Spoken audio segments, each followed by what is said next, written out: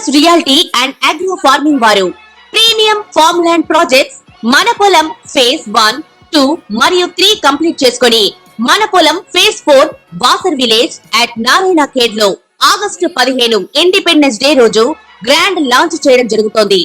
Launching మరియు independence day సందర్భంగా 5 guntas land out rate లో బుక్ చేసుకున్న వారికి 1,50,000 రూపాయల డిస్కౌంట్ తో పాటు 2 గ్రాముల గోల్డ్ ఫ్రీగా ఇస్తున్నారు. పూర్తి వివరాలకు సంప్రదించండి. ప్రేక్షకులకు నమస్కారం. మహాలయ పక్షములు అంటే ఏమిటి అని చాలామంది అడుగుతున్నారు. మహాలయము అంటే గొప్ప వినాశనము అని అర్థం. పక్షము అంటే 15 రోజులు, 15 దినములు అని. అదేంటండి గొప్ప వినాశనం అంటున్నారు? మరి ఏమిటి అంటే, మనిషికి గొప్ప వినాశనం ఏమిటి అంటే మృతము, చనిపోవడము. అలా గతించిన వ్యక్తికి సంబంధించి ఏ తిథి రోజున వారి యొక్క తిథిపూర్వకమైనటువంటి రోజును జరుపుకోవాలి అనేటువంటిదే ఈ ఒక్క మహాలయ పక్షములు. అయితే ప్రతి ఒక్క మనిషి చనిపోయినటువంటి మాసములో చనిపోయినటువంటి తిథి రోజున చేసేటువంటిదే శ్రాద్ధము. శ్రద్ధగా చేసేదాన్నే శ్రాద్ధము అని అంటారు. అలా తద్దినము అంటే ఆ యొక్క దినమును తద్దినము అని కూడా మన యొక్క పెద్దలు చెబుతూ ఉంటారు. అయితే చనిపోయినటువంటి వ్యక్తి యొక్క చనిపోయినటువంటి రోజు ఏమిటో తెలియదు అనుకోండి, మరి అప్పుడు ఎప్పుడు చేయాలి? చాలామంది ఇప్పుడు భాద్రపద మాసంలో వచ్చేటువంటి ఈ యొక్క బహుళ పక్షంలో వచ్చేటువంటి, ఇక్కడి నుంచి ఇంకొకటి తీసుకోండి, భాద్రపద మాసం దగ్గర నుంచి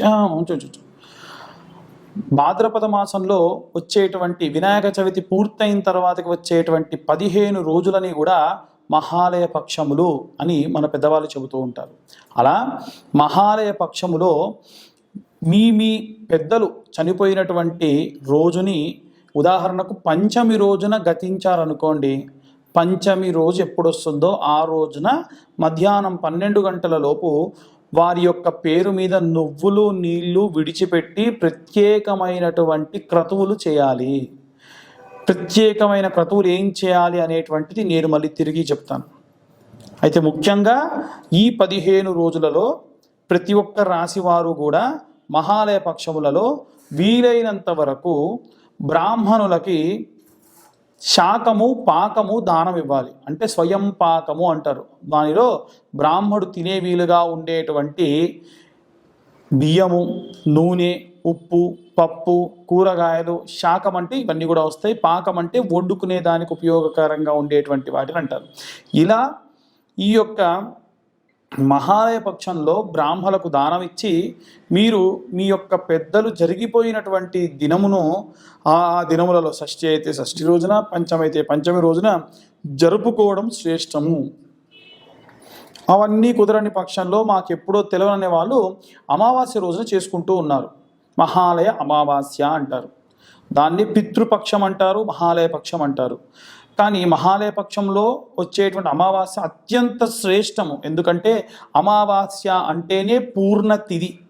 కాబట్టి ఆ పూర్ణ తిథి రోజున అందరూ కూడా మీ పెద్దలకు బియ్యాలు ఇచ్చుకోవడం సర్వసాధారణంగా జరిగేటువంటిది.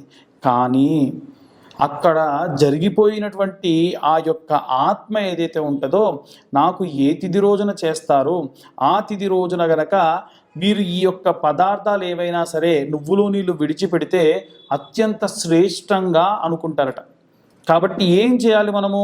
వీలైనంత వరకు వారి యొక్క తిథి ఏమిటో తెలుసుకొని ఆ తిథి రోజున మీరు బ్రాహ్మణులకి పుత్రము లేదా స్వయం పాకము దానం ఇవ్వచ్చు.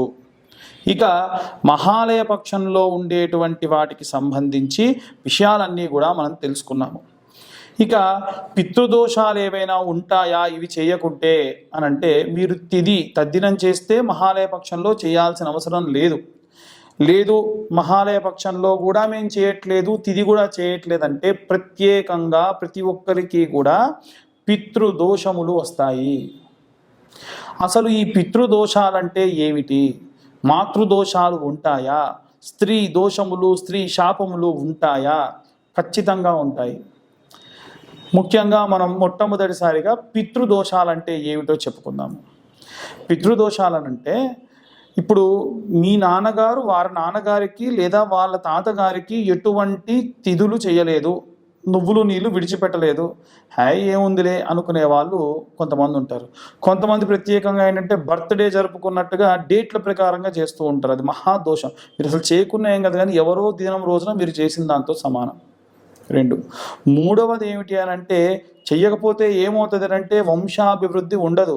మీకు కొడుకులు పుడతారు కానీ వారికి పిల్లలు పుట్టరు, లేదా పుట్టే వారందరూ కూడా ఆడపిల్లలే పుడతారు. ఏమైందండి, ఆడపిల్లలు మాత్రం పిల్లలు కాదా, వాళ్ళు మా వంశం కాదా అనుకునే వాళ్ళు ఉంటారు. తప్పండి, ఆడపిల్లలు అందరూ కూడా మంచిదే, కానీ వారి యొక్క గోత్రము పేరును ముందుకు తీసుకెళ్లేవాడు మాత్రం ఉండడు అని నా ఉద్దేశం. ఆడపిల్లలు పుట్టాలి, మగపిల్లలు పుట్టాలి. అయితే ఇక్కడ ప్రత్యేకంగా చెప్పేటువంటిది ఏమిటనంటే, మరి మగపిల్లలు పుట్టలేదు, అసలు ఆడపిల్లలు కూడా పుట్టకుండా చాలామంది ఇబ్బంది పడుతూ బాధపడుతూ అసలు పిల్లలే లేకుండా ఇబ్బంది పడుతూ ఉంటారు. పితృదోషాల్లో మొదటి కారణం ఇది.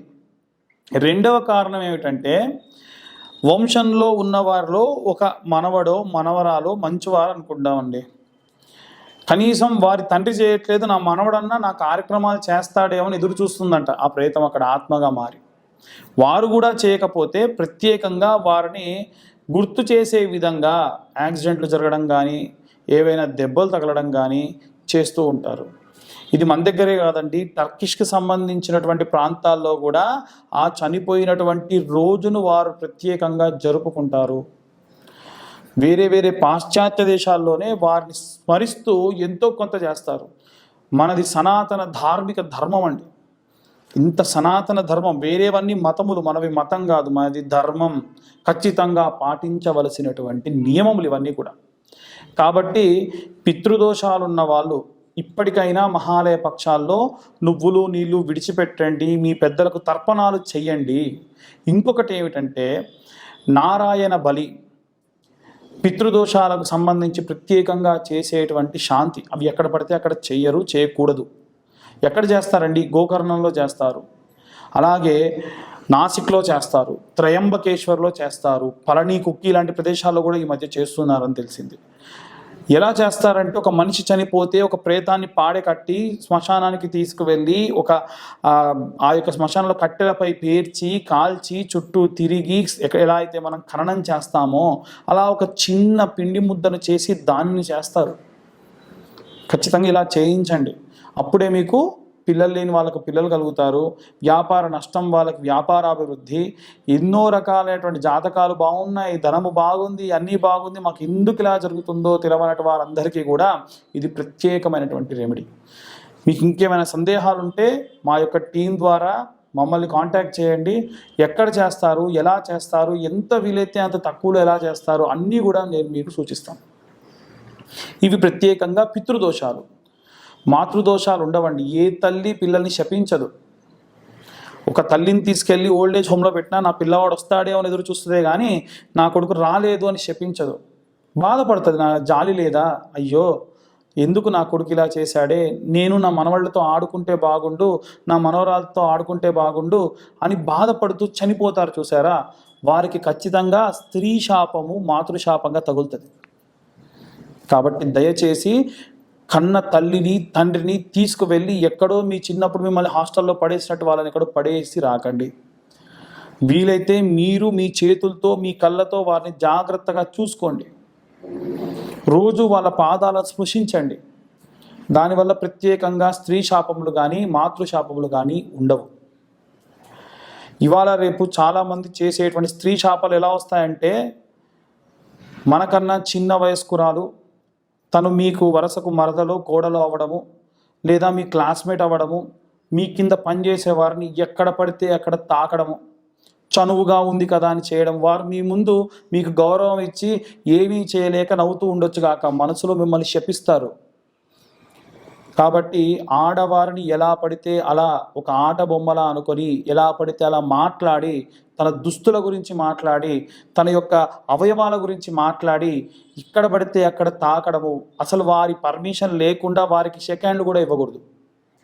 అలా చేసి ఏ స్త్రీ అయినా సరే మనసులో మిమ్మల్ని శపిస్తుందో దూషిస్తుందో పొరపాటు అయిందమ్మా క్షమించు అన్న కనీసం ఒక మాట కూడా చెప్పకుండా ఏమవుతుందిలే ఈ యొక్క తుచ్చ స్త్రీ అని ఎవరైతే భావిస్తారో వారికి ఖచ్చితంగా స్త్రీ శాపం లభిస్తుంది. ఏం చేయాలండి? అలా పొరపాటున తెలవక మేము ఏమైనా చేశాము, క్షమించమని చెప్పలేదు అంటే ఏం చేయాలి అని అంటే, ఈ యొక్క మహాలయ పక్షాల తర్వాతకు వచ్చేటువంటి అమ్మవారి నవరాత్రులు ఉంటాయి కదా, 9 సంవత్సరాల పాటు మగవారందరూ కూడా ఈ 9 రోజులు కాళ్ళకు చెప్పులు లేకుండా అమ్మవారి దీక్షను పూని అమ్మవారి కండువా మెడలో వేసుకొని ఒకటే పూట భోజనం చేసి 2 పూటలు అమ్మవారికి నివేదన చేసిన పదార్థము తిని నేలపై పడుకోండి. ఇలా చేస్తే మీరు పొరపాటున తెలవక చేసిన దోషములు అమ్మవారు తీసేస్తారు. ఇవి ప్రత్యేకంగా స్త్రీ శాపములుగా మనం అవివర్ణిస్తూ ఉండొచ్చు. ఇంకా ఉన్నాయి, నేను మీకు కొద్దిపాటి మాత్రమే చెప్పాను, దానికి రెమెడీ మాత్రమే చెప్పాను. ఇంకా ఎన్నో రకాలైనటువంటి స్త్రీ శాపాలు ఉంటాయి. మనం ఈ యొక్క సామాజిక మాధ్యమం ద్వారా విపులంగా చెప్పలేం కనుక నా పరిధి మేరకు నేను మీ అందరికి కూడా విశ్లేషణ చేయడం జరిగింది. ప్రేక్షకులందరికీ కూడా వినాయక చవితి శుభాకాంక్షలు.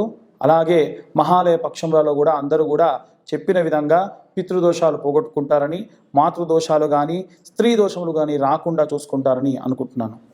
నమస్కారం. ప్రేక్షకులందరికీ కూడా నమస్కారం. మహాలయ పక్షాల్లో ఏ రాశి వారు ఎలాంటి ప్రత్యేకమైనటువంటి క్రతువులు ఆచరించాలి? అదేమిటండి అలా కూడా ఉంటుందా?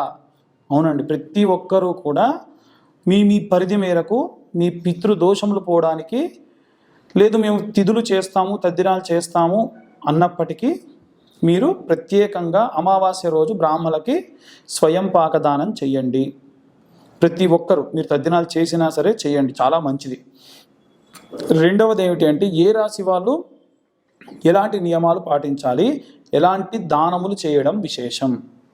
ప్రథమంగా మనము మేషరాశి వారికి సంబంధించి ఈ యొక్క మహాలయ పక్షాల్లో ఏం చేయాలి, ఇంతకుముందు నేను చెప్పినటువంటి పితృదోషాలు, స్త్రీ శాపములు, మాతృశాపములు ఏవి తగలకుండా ఉండాలి అంటే మీకు కావాలంటే ఆ వీడియో చూడండి, దాంట్లో ప్రత్యేకంగా ఉంటుంది.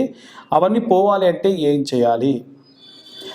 మీ పెద్దలు జరిగిపోయినటువంటి తిథి రోజున మీరు నువ్వులని తర్పణంగా విడిచిపెట్టి తర్పయామి తర్పయామి తర్పయామహ అని, ఇంకా మీకు ఒక మెట్టు ఎదిగి బ్రాహ్మలు కానీ వైశ్యులు కానీ క్షత్రియులు కానీ ఎవరన్నా ఉంటే మేము బ్రాహ్మడికి పాద ప్రక్షాళన చేస్తాము అనుకున్న వాళ్ళు పాద ప్రక్షాళన చేసి వసురుద్రో కారక అని చెప్పేసి వాటి మంత్రోచ్చారణతోని వారి యొక్క పాదములు కడిగి ఆకారాలతోని వారందరికీ కూడా పాదాలు కడుగుతారు బ్రాహ్మలకి. ఇక ప్రత్యేకంగా చేయవలసింది అంటే మేషరాశి దాంట్లో మేషరాశి వారికి అశ్విని భరణి కృత్తిక 3 నక్షత్రాలు కూడా ఉంటాయండి.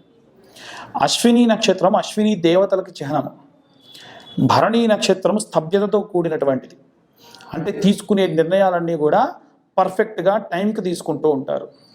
కృత్తికా నక్షత్రం సుబ్రహ్మణ్యేశ్వర స్వామి యొక్క నక్షత్రం, త్రిపాద జాతకులు వారు ఏకపాద, అంటే కృత్తికా నక్షత్రం 1వ పాదం మాత్రమే మీకు ఈ యొక్క మేషరాశిలో ఉంటుంది.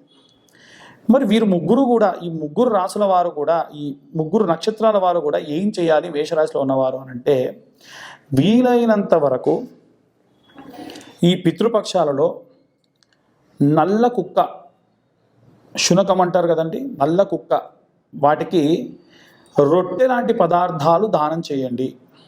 ఈ మహాలయ పక్షం 15 రోజుల్లో 2 సోమవారాలు వస్తాయి. ఆ 2 సోమవారాలు కూడా కాలభైరవాష్టకాన్ని చదవండి.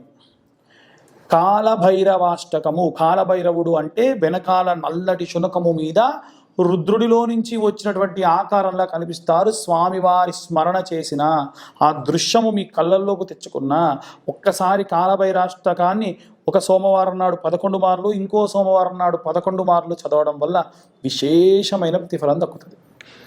ఎవరికి? అశ్విని భరణి కృత్తిక. వేరే రాశి వారు చదవకూడదంటే అందరూ చదవచ్చండి. దైవనామస్మరణ ఎవరు చేయకూడదు? అందరూ చేయొచ్చు. ప్రత్యేకంగా ఈ 3 రాశుల వారు కూడా కాలభైరవాష్టకాన్ని చదవండి. దానివల్ల ప్రత్యేకమైనటువంటి దోషములు ఉంటే పోతాయి. అమావాస్య నాడు బ్రాహ్మణులకి మీ తోచినంత బియ్యము, ఉప్పు, పప్పు, శాకములతోని దానం చేయండి. దానివల్ల నువ్వులు నీళ్ళు తర్పణం విడవలేని వారు ఇలా చేయొచ్చు. మీ ఇంట్లో మీ యొక్క పెద్దలు చనిపోయినటువంటి తిథి గనక వస్తే ఇంత పదార్థం వారికి ఇష్టమైనటువంటిది వండి ఒక చిన్న ఆకులో పెట్టుకొని మీ ఇంటి డాబాపైకి వెళ్ళి అక్కడ పెట్టేసి నోరు లేని మూగజీవాలకు కానీ పక్షులకు కానీ పెట్టి వాటి దగ్గర ఒక్కసారి నువ్వులన్న అద్ది తర్పణం విడిచిపెట్టాలి. అసలు సాధారణంగా ప్రతి అమావాస్యకి ఇలా చేయాలి అని అంటారు. అసలు కొంతమంది తమిళనాడులో అయితే ప్రతిరోజు కూడా భోజనం చేసేటప్పుడు తర్పణం విడిచిపెడతారు వాళ్ళ పెద్దలకి. అది వారి వారి ఇష్టాలు, ఆచారాలు. అధమంలో అధమం మనం మీ యొక్క చేసేటువంటి మహాలయ పక్షంలో ఆ తిథి రోజునైనా సరే ఇలా చేయండి. కాలభైరవాష్టకాన్ని చదవండి. ప్రత్యేకంగా ఈ మహాలయ పక్షాల్లో పుణ్యక్షేత్రాలకు వెళ్ళాలనుకోవడం కానీ, ఒకవేళ పుణ్యక్షేత్రాలకు వెళ్ళాలనుకుంటే శాంతులు చేసేటువంటి క్షేత్రాలకి తప్ప ప్రత్యేకంగా వెళ్ళాలనుకోవడం లాంటివి తగ్గించుకోవడం మంచిది. ఎందుకంటే దాని వలన ప్రత్యేకమైన దోషాల కంటే కూడా అక్కడ జరిగేటువంటి పూజాది క్రతువులన్నీ కూడా ఇలాగే చేస్తూ ఉంటారు కదండి. కాబట్టి మనకు సరైనటువంటి ఉపచారికాలన్నీ దేవీ దేవతలకు అందవు అనేటువంటిది ఆ యొక్క ప్రతీతి.